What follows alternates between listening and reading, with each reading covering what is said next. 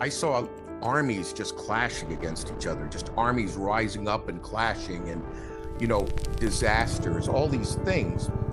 And the end of the world.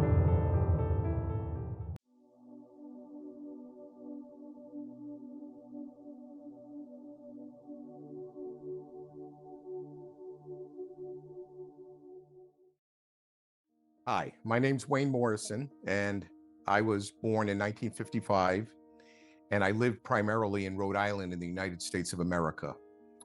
And when I grew up, I was what was called a military dependent. That meant we traveled around a lot. My parents were in the military and we traveled.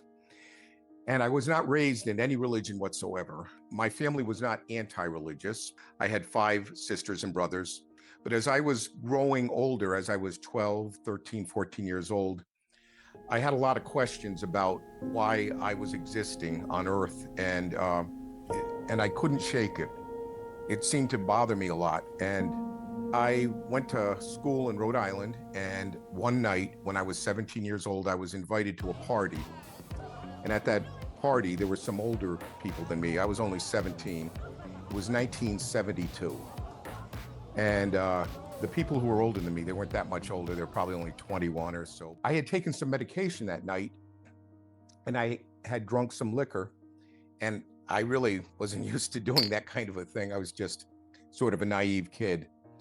And at some point during this party, I was there at the party, and what happened next, I've never been clear on. I've never had any clear indication if I passed out, if I died or not. And I really don't care, to be honest. I just know what happened. At one moment, I was at this party, and the next moment, I was in this black void, and I was moving forward at a very rapid speed. I couldn't calculate how fast, but it seemed like at the speed of light. And as I traveled and went down this tunnel, there was a large opening. And at the very end, I could see a light. And I heard this rumbling sound. And I've never heard it before or since. And it should have been terrifying, but it wasn't.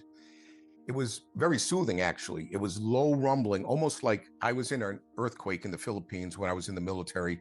And I equate it to that, but it was much more than that. And as I was moving forward, I kept having this thought in my mind: I'm about to learn the secret meaning of life. And as I got near the light, closer to the light, I came out the end of what I guess I would call a tunnel. And as I came out of the tunnel, I could see beautiful valleys and flowers and trees and rivers and streams. And there were flowers that were below me, and I was traveling above them. And as I looked down at these flowers, some of them were very, very big. How big, I don't know, but I mean, really, really big. Not like we would see flowers here, the size of a house, maybe, And they were all making this wonderful music, or at least it seemed like it was coming from them. It was coming through the air and into me. And I had the understanding that these flowers, all this life, was there to support me, both physically and I guess what I would call spiritually now, although I didn't think of it that way then. And as I moved forward, I was thinking to myself, I don't have a body. I'm free of a body, but I didn't feel like I was losing anything. I felt my presence. Actually, I felt a stronger presence than I had ever felt before. And up above on the right, there were 3 very tall beings of light. And when I say beings, they were indistinct as to their features. They didn't have very clear faces, but I could clearly tell that they were beings. And they were maybe, if I had to guess, 10, 15, 20 feet tall. I don't know. They were very tall. And they were very welcoming. And they began to communicate with me in a way that I guess many people would call it telepathy. But back then, when it happened to me, again, this is 1972. So I had no reference. I had never read anything about an NDE. I knew nothing. I just knew that these people, these beings, were communicating to me that I was about to meet a being of a high order. And as they were letting me know this, I could see off in the distance a tiny point of light, but it was very brilliant. And it became closer and closer until it enveloped all of us and me. And it wrapped me in this feeling of warmth and acceptance and love is the right word. And it was as if I had come home. That's what it felt like. Like somewhere inside of me, I was saying, I'm home again. And this being began to communicate to me, and it was clear that any questions I had in my mind, and again, this isn't through verbal language, there's no language there. It's simply, if I were to think something as if, well, I'll give you an example. One of the questions that formed in my mind was, are there other worlds with life on them in the universe? And before the thought could even really form in my mind, I was traveling at an incredible speed and looking down on these planets where there was clearly life, where I could see beings, where I could see people walking and moving. I saw all of this from up above. I didn't really see it. I didn't go down like on the level of the street or the planets. It was watching down upon it. And some of these civilizations were what I would call modern, and some would be what I would call maybe ancient, what I perceived as maybe like Roman type of garb, that from thousands of years ago. And when we returned, I had many questions, and the primary question I had was the one that I knew I was going to get an answer to when I was first moving down that tunnel. And I said, what is the real meaning of life? And as I asked it, I was filled with this knowledge. And it's the only way we can explain it here. I can't explain it any other way, because if I just said the word love, it sounds so one-dimensional. It sounds silly, but it wasn't that. It was the opposite of that. It was this magnificent, wonderful understanding that the meaning of life is love. And the meaning of life meant everything. It didn't mean just me or the being. It didn't mean, it just meant everything, all of creation. And I understood everything there so clearly and fully, I could never do here. I feel like I don't have 1% of the ability, not even close to that, to perceive things the way I perceived them there and then. And I had a lot of questions. And as I asked these questions, there was this sense of total acceptance. There was no judgment whatsoever. Not that I expected any. I didn't expect to be there. That was the last thing I would have expected, was to be in front of these beings. But I also understood that the joy in me was so strong that this great being in front of me was feeling that joy and sharing it with me, and actually laughing in a way, not physically laughing like we do here, but however I can best describe it is just total joy from the being connecting to me and back to the being. And at some point, I remember my presence, my spirit, my being started doing flips in the air. And this being just found that incredibly funny, in a good way, though. It wasn't like the being was laughing at me. The being was sharing that moment of joy with me. And at some point, and I'm not quite clear what happened, I feel there were things that might have happened in between that I don't recall, but I don't know that for sure. But at some point, we moved, and I don't know if the great being and the three beings moved with me, but I feel that the three beings, I feel at least one of those three beings was female. I feel that. And I felt like the great being was male. That is just how I didn't really stop and think about it. And this great being, this great light and source of joy and love, didn't really have features. It was a body, or I perceived it as a body, him as a body, but it wasn't as if I could see the features. I didn't see eyes or a nose, but I almost sensed them. I could almost sense them. Maybe that's what I expected to see, because I'm from Earth. And then we moved over to this black, I guess you would call it a void. It was like we were in some area of the universe, and it should have been scary again, because when I think about it, it sounds barren and desolate, but really it was just such a warm, comforting feeling every moment of my time there. And in front of me, this giant tablet came spinning. Um, I don't know how to describe it. Like a stone tablet, like some tablet made of light. And on the tablet, the history of the world played out in front of me. And from the creation through eons and the end of the world, I saw centuries go by, but I absorbed them instantly. It's hard to describe. I can remember very clearly, though, and this, I don't know if it horrified me, but thinking back on it, it seemed terrible. Armies just clashing against each other, just armies rising up and clashing, and disasters, all these things, and good things, I assume, too. But it happened so rapidly, but my mind was able to absorb the information in a way, it couldn't be done here. It just couldn't. And I understood, there was somehow an understanding that I was deeply connected to the world, to everything around me, and that was connected to me. Exactly how I understood that, I don't know. I just understood it. And then at some point, it became clear to me that they wanted me to go back to the world. But that I had no intention of doing that.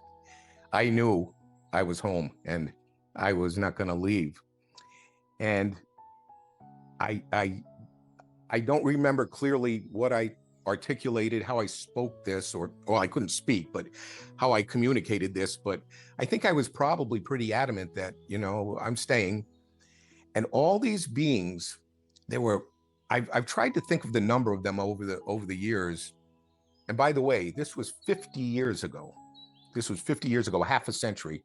But in my mind, in my life, it remains the clearest memory I've ever had in my entire life, far beyond any other memory I've ever had in my life. But all these beings, there were thousands, maybe, there were at least hundreds of lights surrounded me. And they began to sing this spontaneous music. And when I say sing, I didn't see their mouths. I didn't even see their mouths move because I didn't see their mouths. It emanated from them.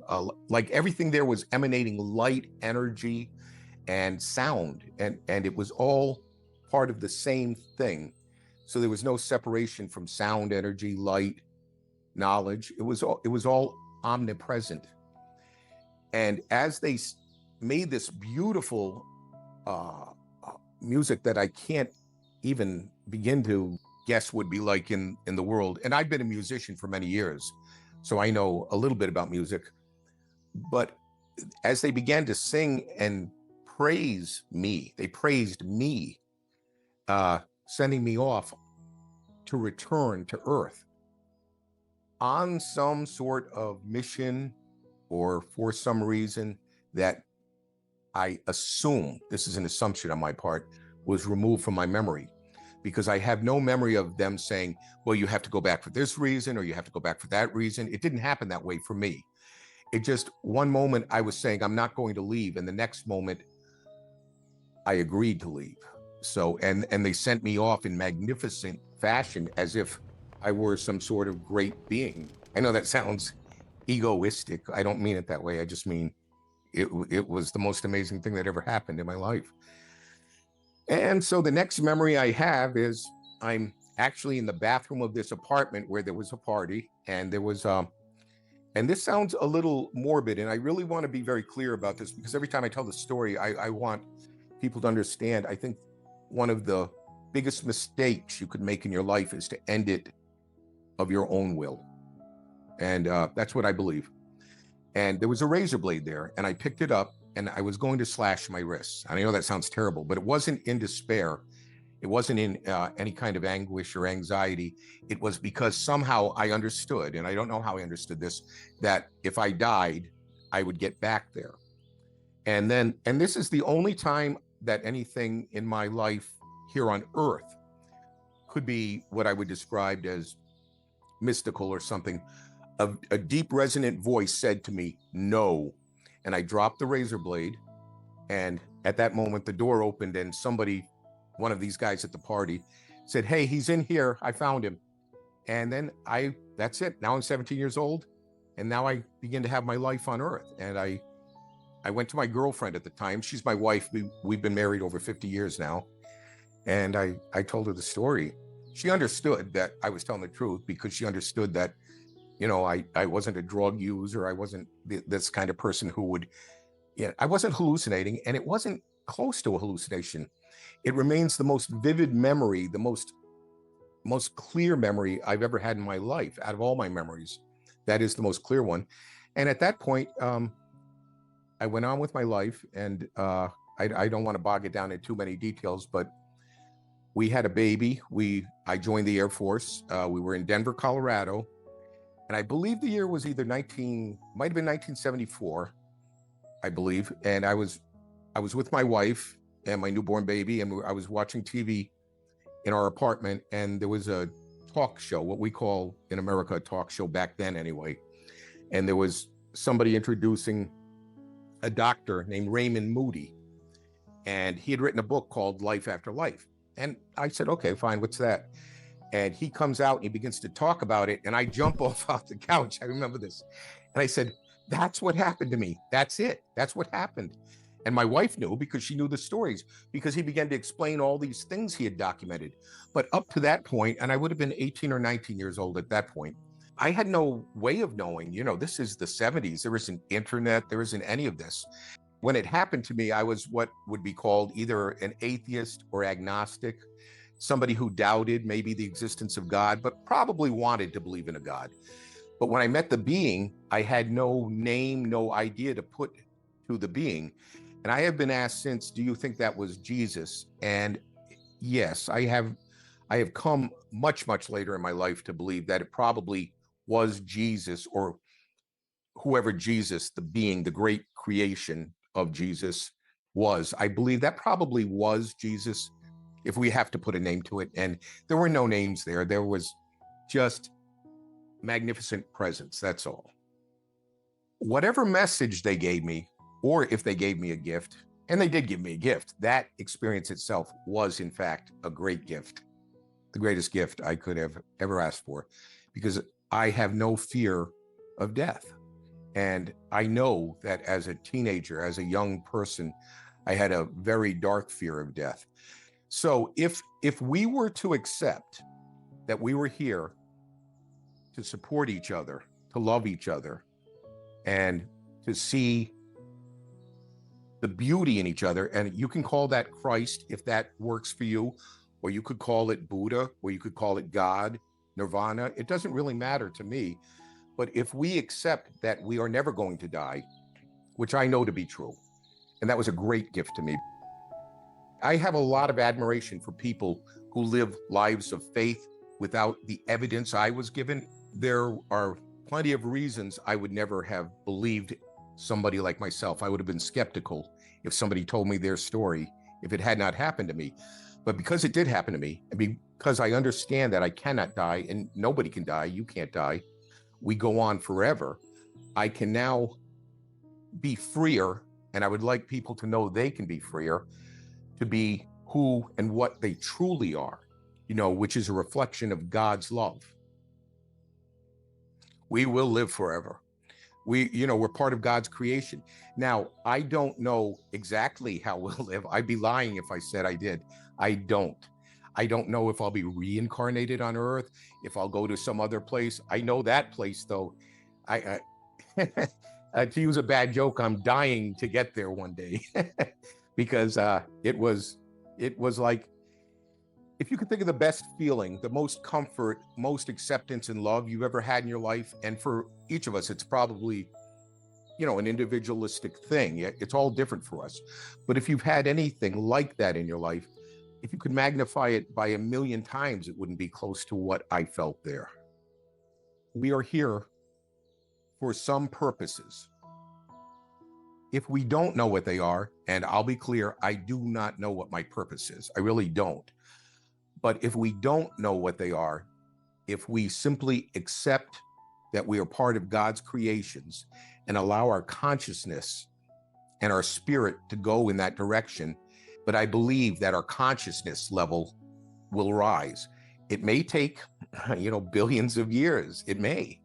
But all of this war, famine, all of this living separate, being superior to people, being inferior to people, that will by and by disintegrate. It's going to go away, leaving only the truth of who and what we really are, which is part of God. I think I had an NDE for the same reason we're all going to have it. We're all going to have to deal with our eventual departure from Earth. We all are. I see now that there's people who've had it at the age of 2, 5, 10, 90. It doesn't really matter. We're all going to have it, or we have had it. And once we overcome the fear, and once we overcome the fear of each other, which is tied to death, in my opinion, we fear deprivation. We fear that somebody else will gain, it'll be our loss. And until we overcome that, until we accept there is no death and we are part of a bigger plan, then we're going to keep playing this cycle out in the world. And it's unfortunate, but I do believe in the end, we will overcome it. Scientifically, looking at the future, I think we can all accept that everything around us, ourselves, the earth, the sun, the moon, it'll all disintegrate in time. So scientifically, we know that will happen. And if we were truly just a body, if we were only temporary, then it would be a tragic thing, but we're not. So there's no tragedy. It's the opposite of a tragedy. It's fantastic news. I'm like anybody else in the world. I had a life. I guess I would describe myself up to the age of 17. I wasn't ego-less. That's not true, but my ego was very subdued. And then as I had this experience and went out in the world, I had a life, and I do believe my ego became more predominant in that life. And as I got older, I began to realize my ego was becoming too strong and ruling my life too much. And I began to think more about doing for others. And that's probably the most important thing I can do now, is to do for others. I mean, I've done for others my whole life. I have been, well, I've been a lot of things, but I spent my career as a police officer. I retired as the captain of detectives in Rhode Island. And I did a lot of good things there. And I'm sure I made mistakes. I was young. I was probably stupid at one time. But overall, I know I did good. But you can do more than just doing good deeds. You can actually be present for people. And by that, what I mean is it enough to just be a good person? Being a good person, I think that's essential. I think we have to be good people. But in order to raise our vibrational level and to raise other people's vibrational level, I think what we need to do is shed as much of the ego as we can and really accept each other. And I know it's an old cliche, but to me, it's a profound truth. Do unto others as you would have done to yourself. I think what we are is what we are here. We are energy. And that's the way I think of it, as energy, as light, as the very source of life itself. And for whatever reason, I have my own opinions about why we came to the world, but that's my opinion. For whatever reasons we did come to the world, I believe it was to show that we were separate from God and that we could live apart from God and really each other. Because think about what we do to each other here in the world, the way we treat each other so poorly, and war, famine, things and don't get me wrong, I understand there's millions of good people doing great things. And I think that in the end, I do believe that it will win out. But I think the world was probably not a good idea. It was probably a bad idea. I think because God loved us so much and we loved God so much, we're willing to come here to do the hard work that we have to do to return all of us to where we belong.